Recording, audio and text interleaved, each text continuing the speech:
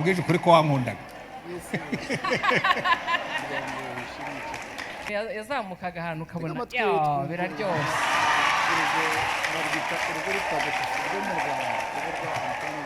ariko ntabwo ibyo byatumaga numva ko yambera umugabo. Ikindi namukundiraga cyane yagiraga amaso manini, ubu ngubu amaso arashaje, yari afite amaso meza tukayita amaso y'inyana. Ayo maso rero nayo narayakundaga cyane. Nibuka mwemerera namukoreye poeme nziza cyane kandi nayise maso y'inyana. ni wowe bivuze. Twakundanye ngira ngo urumva twamenyanye 83 ni nabwo namumenye nk'umwarimu. Hanyuma ubu tumaze imyaka 41 tuziranye. Hanyuma 88 nibwo yampropose. Ariko reka mbabwire rero igishimishije, abantu murimo gudatinga muri iyi minsi, sinzi niba hari cyangwa abadetinzwe, sinzi niba hari umuntu bigeze badetinga nkanjye, ko igihe ibyanjye byabaye mu mwuka. Reka mbikuvugire. Oya reka mbyivugire. Ntago yabivuga nkanjye kuko ntago yavuga amarangamutima yanjye, wazavuga ukuntu byamujemo, ariko genda mubwira uko nabyumvise. Iteka yambonekeye kera ngo aravuga ngo nagukunze urukundo ruhoraho.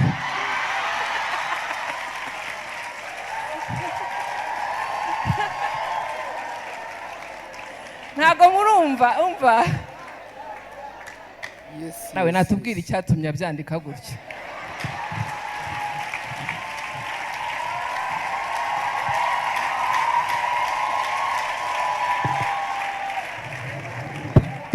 Amina. Bo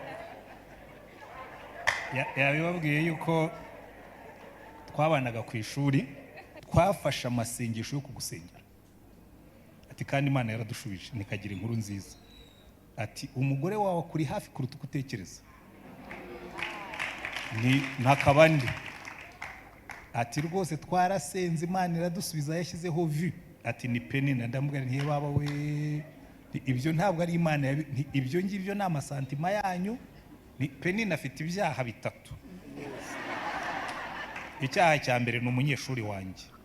Icyo ntigishobora gutuma, cyo ntabwo cyari icyaha muri sansi y'ibyaha byo muri Bibiliya, ni impamvu.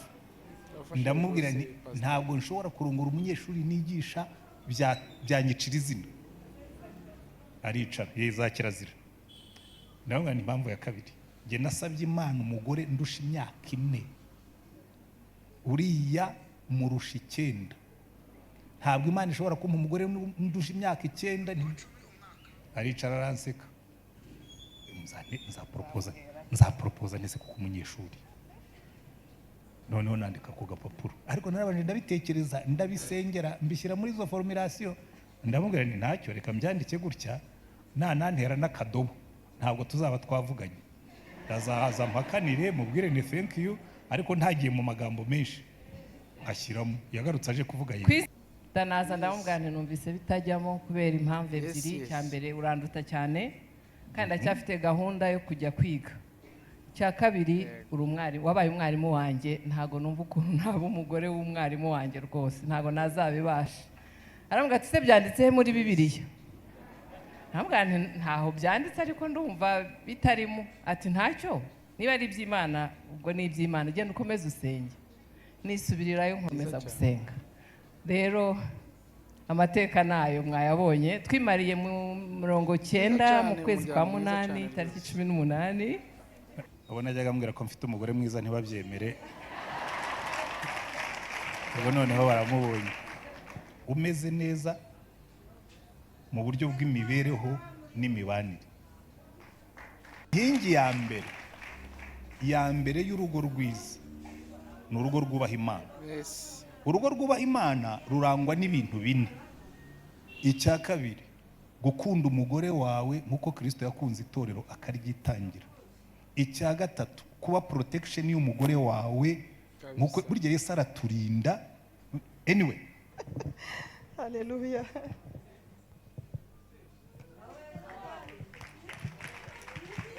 Amen.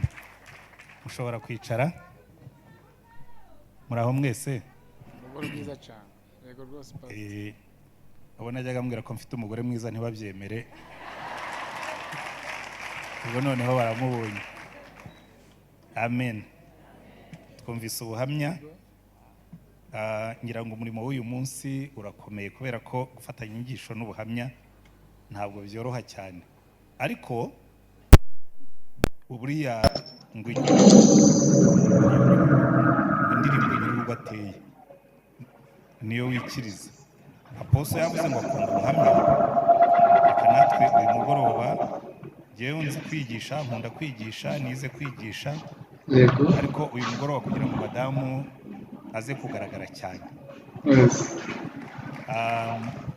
ndaza kumureka agenda atanga ubuhamya ariko kugira ngo mwumve ubuhamya bwacu icyo bwubakiye yewe ubundi buriya muri kamere yanjye ndi umuntu uri tere metodike ibintu byanjye byose bigira amahame byubakiraho niyo mpamvu abantu benshi bibwira ko ndi intagondwa buriya hari abantu uba ufite pila wubakiyeho yewe inkingi yanjye iyo ugerageje kuyinyeganyeza sinkukundi kuko hari ibintu nize kandi the hard way urugo rwiza urubona ariya magambo a healthy wealthy family kubishyira mu kinyarwanda cyumvikana ntabwo byoroshye ariko nabyise gutya umuryango umeze neza umuryango umeze neza mu mibereho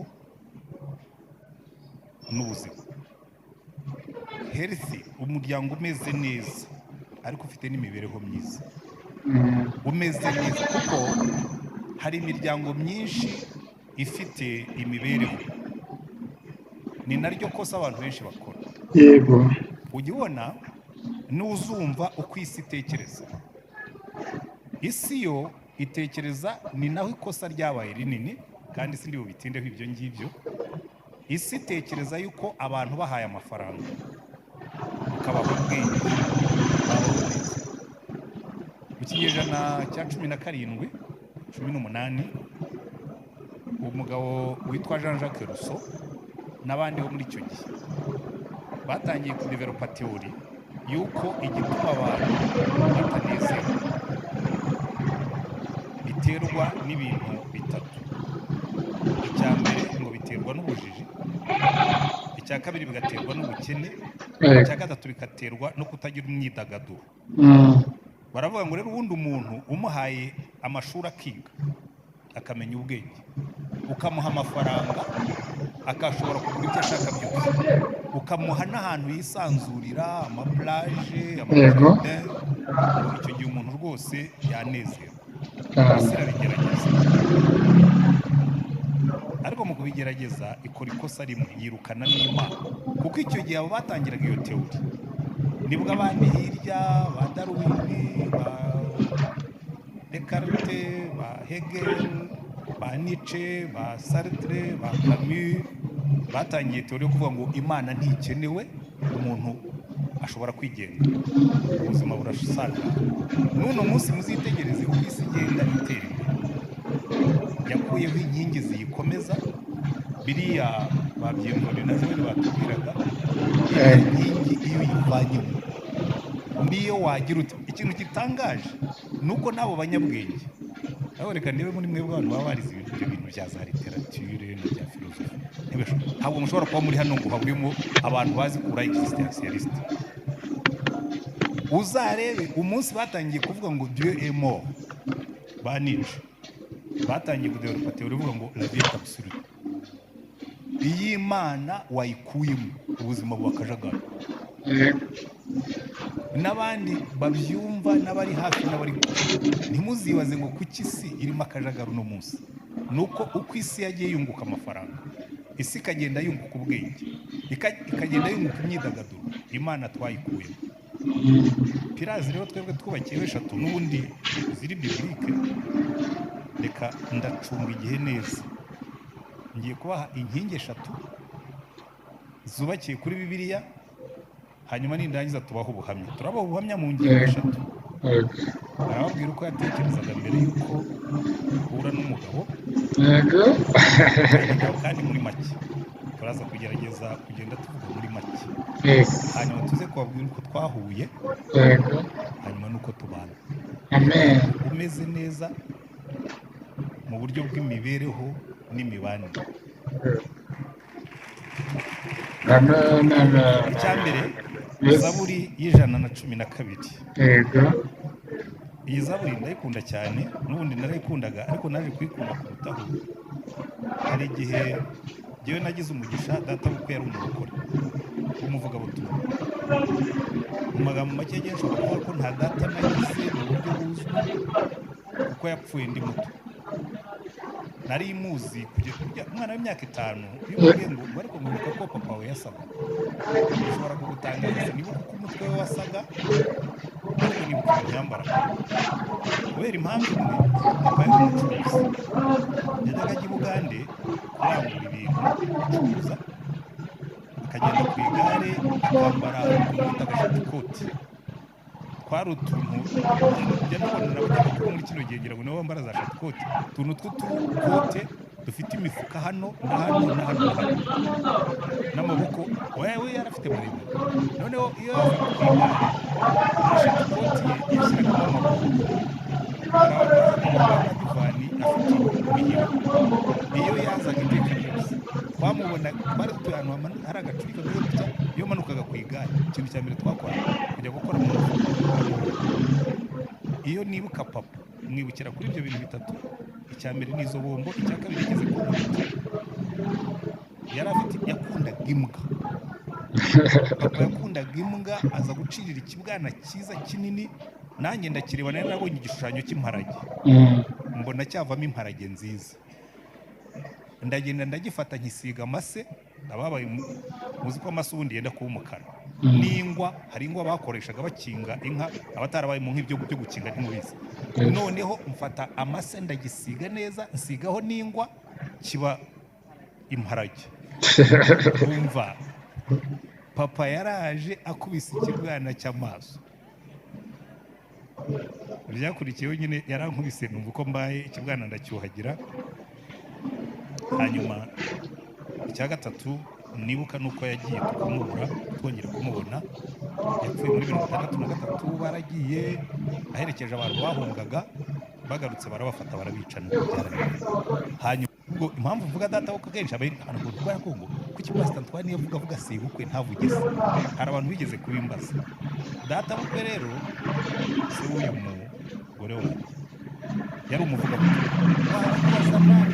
wakijwe muri za 33 bo muri revival noneho duhura yewe namaze gukizwa duhuye tuba inshuti yaradukundaga twara abasore benshi yari umuntu w'umumenta ukomeye cyane twara abasore bakijijwe tukagenda dukunda noneho rero agiye kwitaba Imana kuko abaganga bari bamubwira ati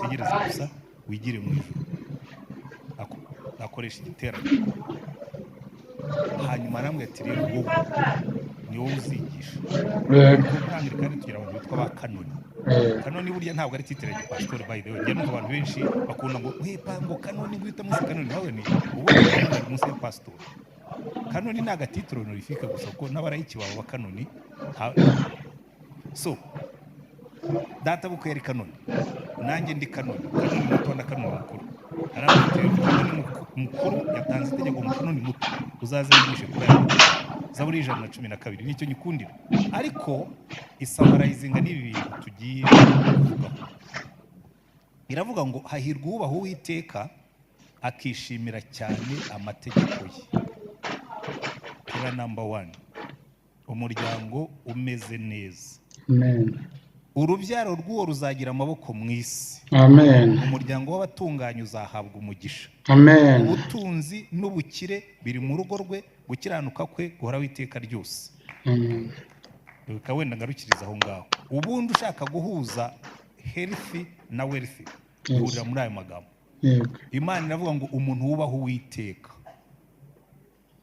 umuntu wubaho Uwiteka azahabwa umugisha nta nubwo kuri Imana ivuze ngo azahabwa umugisha ni ukuvuga ngo ibintu byose twifuza bikubiye muri iryo jambo ariko ikongeraho igaspecifiya noneho ngo urubyaro rw'uwo ruzagira amaboko mu isi. Amen. Hanyuma icya kabiri ubutunzi n'ubukire bizaba mu rugo rwe. Reka rero mbahe samari ibintu bitatu twebwe twubakiyeho urugo rwacu, hanyuma tubaho ubuhamya. Kuko akenshi twe dukunda no kurambura inyigisho ukayigira ndende. Uyu munsi sindi butange ingero z'inyigisho, ndabaha pila, ahubwo mbere icyo kwizo pila twazubakiyeho inkingi eshatu. Iya mbere kubaha Imana. Amen. Inkingi ya mbere y'urugo rwiza ni urugo rwubaha Imana. Urugo rwubaha Imana rurangwa n'ibintu bine. Ibyo jewe nari narabyanditse nkiri umuseribateri. Bariya bo bavukiye mu muryango w'abapastori, jewe wacu nta mupastori wari urimo. Ariko mama yari umugaturika wa wundi wa serieux. Wamvuze wa serieux, ntabwo ari umugaturika serieux. Yari umugaturika wa serieux. Mama yatubyutsaga mu gitondo. Icyo cyari igihe cy'imirimo. Urumva yapfaga afite imyaka 27 adufite turi abana 4. Umwaka wa mbere uramucanga pe. Hanyuma njye muri universite ngezeyo byose mbivamo. Uri umuntu w'umujene wavukiye muri bene izo discipline zo mu rugo, hanyuma warangiza ukajya muri universite ugasanga hari freedom. Uvuye mu seminari umeze nk'iciki ziriko. Turanywa turabyina, jewe n'umwatlete ndi n'umuhanga mu ishuri, ibintu byose nyine bigenda bien. Ariko nkajya numva hari ikintu kiburamo. Ngo niba niyutisha ndageza muri universite, umwarimu muri universite rero buryo uri umunyabyaha. Iyo ubonye amafaranga, icyo amafaranga gukorera no kongera ibyaha wakoraga. Yego. Noneho dissatisfaction iriyongera. Ngira ibyago bivamo umugisha. Umwaka ukurikiyeho barandinganiza politike twagiraga hano yitwa kuringaniza, mbona niba waraje ivuye muri ministeri ngo kubera impamvu za leta ubwo nyishyize mu kinyarwanda ngo nukira umwarimu muri universite twakohereje muri secondaire. Bagira gutya baranterura irurindo muri tronco medum nisangayo. Isi yanjye ubwira senyutse ntangira gusoma Bibiliya. Ubwo ndimo ndahina inkuru kugira ngo nze ko mu mwanya ntangira gusoma. Ngiye kubereka pira ya nyuma, hanyuma dutangira ubuhamya. Ngejeje ku myaka 30. Ubwo yankatiye mfite 26. Ngeze kuri 30 mbwira Yesu, ndamubwira ngo rero Yesu, niba warashaka kumba padiri ubimbwire, narahiriye kukumvira ndasubirayo. Ariko ubundi otherwise na mama yandambiwe. Kuko icyo gihe yaramamaga yaranyicaza arambwira ati ariko ujye ubona abana ba mushiki wawe. Icyo gihe mushiki wanjye yarangije secondaire ahita arongorwa. Ni mushiki wanjye nkurikira. Abana be bari bageze primaire hagati. Arambwira ati ujye ubona abana ba mushiki wawe ni ati so bitekerezaho iki, ndimo ndasenga aricecekera. Haciyeho undi mwaka arambaza ati ariko ibintu nakubajije umwaka ushize ati wambwira ndimo ndasenga, Imana iragusubiza cyangwa tuyifashe. Ndagenda nk'abwa kundi Ezekiel yatwaye urwandiko, ndagenda imbere y'Imana n'ingwe Imana, buriya ntabwo wabyumvise. Na mama mbyara yandambiwe ihuti. Iyi speed urimo kugenderaho ni ntoya cyane. Nayo irampindukirana. Irambwira ngo ariko ubundi uriteguye. Imana muziki. Lisanse, mfite masters, nzi gutekereza, narakijijwe, ndi umuvugabutumwa, mbuziki. Imana irambwira ngo yasubira inyuma banze wigi ko umugabo according to me. Amen. Buriya ari ikibazo kinini nyakubahwa Apostle. Abagabo benshi barongora ari ba big boys.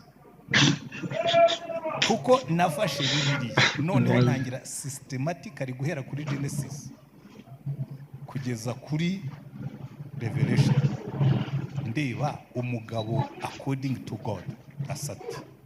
Principe ndazandika sindi buzisubire mu mugoroba bya birebire.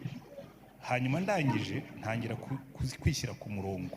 Ikintu cya mbere cyitwa responsabilisation, kumenya gusoza inshingano zawe nk'umugabo. Icya kabiri, gukunda umugore wawe nkuko Kristo yakunze itorero akaryitangira. Amen. Icya gatatu, kuba protection y'umugore wawe nkuko burya Yesu araturinda. Anyway, nyuma ejo bundi ahanga maze kubona yuko bikora, nanditse igitabo cyitwa umugabo mu mugambi w'Imana. Yes. icyo rero cyampaye noneho ubwo ntangiye kubitekereza byanyongereyemo pila ya kabiri ko natangiye gukora ubushakashatsi ku ngo nziza n'imbi agenda nkareba urugo rubi nkitegereza uko rukora ko nawe mfite abantu b'inshuti zanjye bamwe bafite ingo nziza n'abandi bafite ingo mbi hiyongeraho pila ya kabiri yitwa communication kuvugana ibintu byose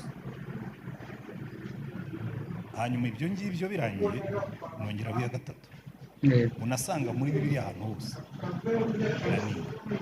gukora igenamigambi risobanutse ry'ibintu byawe byose ku buryo reka wenda abaho ubuhamya bw'umwanya muhe noneho hatangira abaho ubuhamya twinjire uko twatangiye jewe nari umwarimu urumva mvuye muri universite nari mfite inzu ngiye kwigisha muri segonderi hari ukuntu abarimu batekereza ukuntu abarimu bavuga noneho kubera gukizwa na za pirazi namaze kubaka ndavuga ntoya ngiye guhinyuza iyi mitekerereze kandi challenge nihaye nzarongora mfite inzu i Kigali ndabistatinga ndabidekarara mbibwira abarimu twakoranaga bamwe ati wowe uri umwiyahuzi uri pasa muremure ntushobora kubona inzu i Kigali uri umwarimu rurindu tubishobora mu cyaro burya kuba mu cyaro bifite avantage ku kuba mu mujyi ibintu byabo birahenduka icyo gihe nahembwaga 25,000 ndabibara neza ayo twakontribuwaga twara abasore 4 tubana mu nzu ndabibara ni target yuko buri mwaka buri kwezi ngiye kujya nsevinga 12,000 ndayasevinga umwaka wa mbere mbona 142 ndabifite hanyuma mu myaka 2 mbaza muramu wanjye nawe wanshakira inzu Kigali aho ngaho buriya rero cyara Kigali yari ihendutse ntimubizi muri za 89 za 90 washobora kubona inzu y'ibihumbi 800 hano naraje ndayigura Remera nziza nini y'ibyumba 3 na salo nini wakiniramo umupira afite na cuisine na toilette hanyuma usigaye tujya nawe yaramfashije yaraje kuri iyo nzu nyine twayiviriyeho indimwe ibintu 3 imana mu rugo kandi twabyumvikanyeho tugishakana reka mureke bari bubivuga ibyo twumvikanyeho tugitangira kuzura wenda navukiye mu muryango w'abantu bakijijwe kandi nari umwana wa 10 yego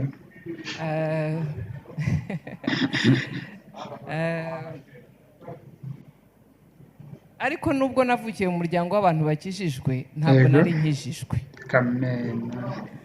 ikintu nshaka kuvuga ahangaha rero kirakomeye kuko abantu bavukira mu miryango ikijijwe mwebwe mwagiriye ubuntu mwebwe ba Joel na ba Bienvenue kubera ko mwaranakijijwe twebwe twabayemo turi n'abanyedini beza cyane sinzi abanyedini muraho ashobora kuba hari abarimo bakira abanyedini kuko kuba mu idini ntabwo bivuga kumenya Yesu kandi ushobora kuba mu idini kuba mu idini uririmba bakagira ngo uzi Yesu uri muri korali ntari umukorali kandi ntazi Yesu ushobora kuba mu idini ukanayobora gahunda nari nzi kwiyobora kuko mu ishuri nigagamo nari muri groupe y'abaprotestante kandi nkayobora kandi ntagijijwe ubu harimo abashobora kuba babyumva bameze nkanjye ushobora kuba mu idini rwose utazi Yesu hanyuma rero jye nagiriwe ubuntu mfite imyaka 16 ndi muri segonderi nibwo Yesu twahuye uko twahuye ndabigira bigufi nkuko bariya babivuze ba Bienvenue na Joel twakuze dusoma ijambo ry'Imana mu rugo mu gitondo na nimugoroba byari ibiryo twarabimenyereye njya ku ishuri papa yampfunyikiye ibintu byose yongeraho Bibiliya indirimbo n'umusomyi abatazi umusomyi ngo muzawumenye uko ariko uko nakuze nkunda nyine kumva iwacu dusoma ijambo ry'Imana jewe nize gusoma hari igitabo cyitwaga kera habayeho cyarimo amateka ya Bibiliya muri Ancien Testament n'icyari igitabo cy'abana nicyo twigiyemo gusoma ku buryo inkuru zose za kera zo muri Bibiliya twabaga tuzizi mu mutwe wumva uzizi noneho numva ndashaka gusoma Bibiliya uwo mugoroba nzana Bibiliya ntangiye kuyisoma ndavuga se ndasoma hehe bakizwa kuko umutima ari wo umuntu yizeza akabarwaho gukiranuka kandi akanwa akaba ariko yatuza agakizwa. Ayo magambo niyo yahinduye ubuzima bwanjye. Uwo mugoroba naraye nkijijwe. Mu gitondo rero twagiye mu materaniro yacu, twajyaga mu kiliziya, twavayo tukajya mu materaniro ya protesta. Noneho duhuye, ibyo bize, ibyo baririmbye, ibyo bakoze sinabyumvaga, njye nari ndimo nsubira muri aya magambo. Mu gihe cyo kwihana ntabwo nihannye kuko bigishije, nihannye njye natsinzwe n'iri jambo, mpaguruka gutanga ubuhamya, nuko nakijijwe. Kandi guhera uwo munsi ngendana na Yesu kugeza uyu munsi. Nakijijwe muri 83, ubu maze imyaka 41 nkijijwe.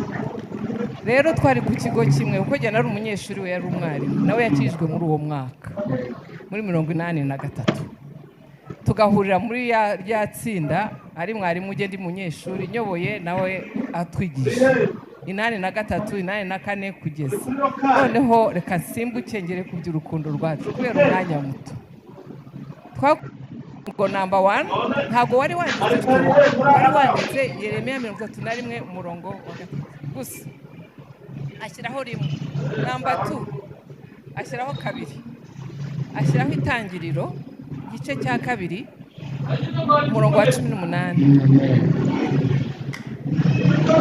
Ariko mbere ya 18 ubwo haravugaga ngo ndaje mbabwira ukuntu byari bimeze.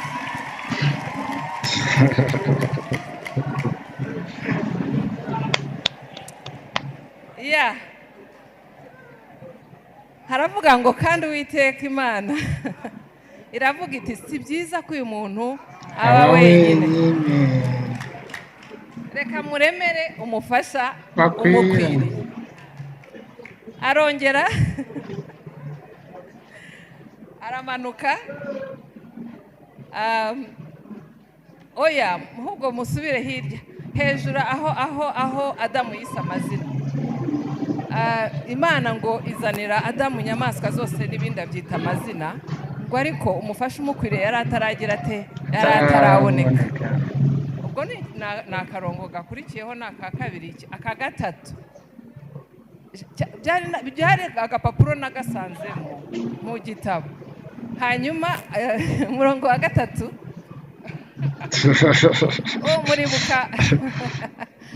muribuka Yohana umubatiza atuma abigishwa be kuri Yesu.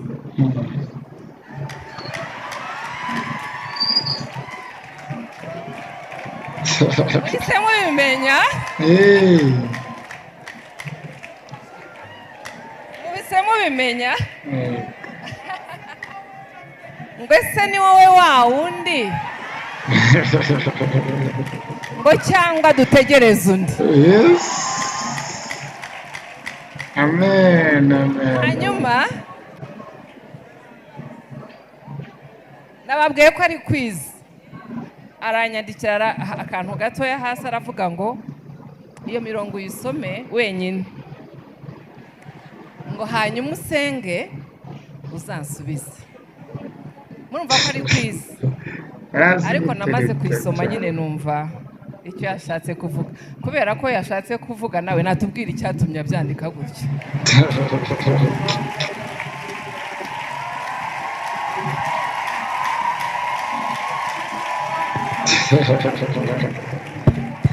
Amen. Amen. Bo yabibabwiye yuko twabanaga ku ishuri, ubundi mu barimu bari serious. Yewe nari muri barimu bari dead serious, ntabwo ari serious gusa, ni wa muntu uba serious akamera nk'ibuye. Kuko n'abanyeshuri yewe na entraîneur wa equipe ya athlétisme n'abana na entraînaga barakubwira ngo entraîneur nari na préfet des études ngo niyagufasha bari kwimbwa z'abavuga ngo niyagufasha ngo gukandira imbwa, kuko abana urumva ryari ishuri ry'abakobwa kandi nanjye nari agahungu, nimugire ngo nimone nshaka ko naho zimeze. Wari umwatlete mwiza cyane. Nari umwatlete, ndi umujene, mfite n'umusatsi mwinshi, ndi bise bene kagahungu. Abana rero bakankunda cyane cyane nk'ikipe yanjye ya atletisme barankundaga cyane akaba nubwo bigusha imbwa kugira ngo nyine mbahe keya haza nkamubwira ariko iyi mbwa yagufashe ugira gutyo ukakanda miskri kongera gasubirana ngo coach ngo byanze vrema agenda nkamufatira nyine nkamukandira baharangiza bagasubira kwiruka ngo uzi yuko ngo coach ni yagufashe ngo nta santima ziba mu ntoki ze kuko numvaga ngomba kuba umwarimu utavangavanga noneho rero barimo ntabwo twuzuye yewe nagezeyo mbabwira indi story atababwiye nagezeyo yiga mu wa gatatu noneho ndibuka umunsi wa mbere nagiye mu ishuri ubundi gihe nafite habitude najyaga mu ishuri icyumweru cya mbere abana bose nabaga mbaza amazina ko najyagamo nkava ku ntebe njya ku yindi nkahagarara iruhande rw'intebe buri munyeshuri nkamwitegereza nkamwitegereza nabaga nanditse amazina yabo nkagenda ndeba kugira ngo amasura n'amazina bihure njye mbahamagara mu mazina kabisa cyane mbona agakobwa gafite akajosi karekare keza siwe wari urimo wenyine harimo n'abandi ariko ubwo yagiye muri kategori yo hejuru noneho dusubiye muri salle de prof umwarimu umwe twari twariganye yari inshuti y'abasaza be babaga irwamagana n'abasaza be bakaba inshuti zanjye ko twembi twara abanyamutara arambwira ati ariko se ati wabonye mushiki wabakanaka muri iriya shuri wari uvuye kwigisha ntuwuhe ati nta gakobwa wabonye kicaye ahantu ku nguni ati bigarukiraho ndabigisha bageze mu mwaka wa nyuma abasore twasenganaga biyi wacu baba mentorizi ba muzehe barasenga twajyaga duhana ibyifuzo nyine tugasengerana by the way twaje no kuvamo abapastori twese abakiriho noneho umwe aviyo mu mutari wacu aza ansanga irurinda arambwira ati rero tuje kuguha inkuru nziza kagira inkuru twarasengaga umuriro ukamanuka noneho araza arambwira ati twafashe amasengesho yo kugusengera kandi Imana yadusubije nikagira inkuru nziza ati umugore wawe kuri hafi kuruta uko utekereza akabandi ati rwose twarasenze Imana iradusubiza yashyizeho vi ati ni peni na ndamubwira ntiye baba we ibyo ntabwo ari Imana ibyo ngibyo ni amasantima yanyu peni nafite ibyaha bitatu icyaha cya mbere ni umunyeshuri wanjye icyo ntigishobora gutuma cyo ntabwo cyari icyaha muri sansi y'ibyaha byo muri Bibiliya ni impamvu ndamubwira ntabwo nshobora kurongora umunyeshuri nigisha byanyicira izina aricara yeza kirazira ndabona ni impamvu ya kabiri njye nasabye Imana umugore ndusha imyaka 4 uriya murusha 9 ntabwo Imana ishobora kumpa umugore ndusha imyaka 9 aricara araseka nabwiye icya gatatu ntararangiza kwiga azajya muri university kandi nge ndihuta arangije arambwira murabizi ngo reka dusenge nigendere ngo izo mpamvu zose 3 mpaye nta nimwe yanditse muri Bibiliya ibisigaye uzavuga n'Imana nuko ubwo rero aragiye ntangira kwibaza rwose koko biriya bintu nasenga Imana ngo Imana irambwira ngo ariko ngo keep going ndicara ndabona se umuzane nzapropose bruji n'agakote ka jacket afite na afro afite ukuntu yazamukaga ahantu kabona biraryoshye